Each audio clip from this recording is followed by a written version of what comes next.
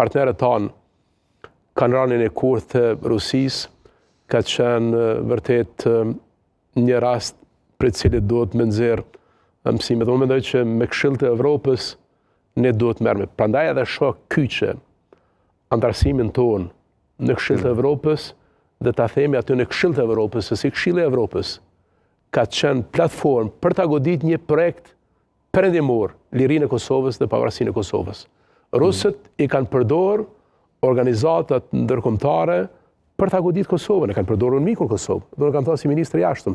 Nëse hyni në Google keni plot qëndrimet e mia sa kam qenë ministri i jashtëm. E kanë përdorur OSB-n për ta godit Kosovën 2011, 2012, 2013 me raportet të islamit politik të mbi interpretuara, jashtë realitetit, rana, mashtrime, gënjeshtra, e kanë përdorur Këshillin e Evropës, kanë përdorur OKB-n, Këshillin e Sigurimit, dihet, dhe organizata tjera.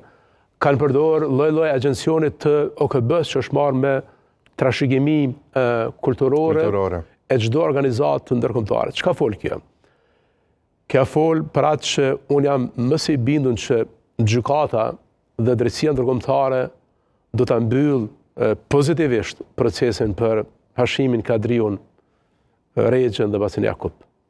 Dhe drejtësia do të thejë në vend. Por na si shtet, sidomos në një kohë ben ku bota shndru edhe më shumë autoritare, kur ideologji të djathta ekstreme janë platforma ideale të Rusisë për ta godit Kosovën. Çka mendojnë disa deputet në Bundestagun Gjerman të AfD-s është diskurs rus.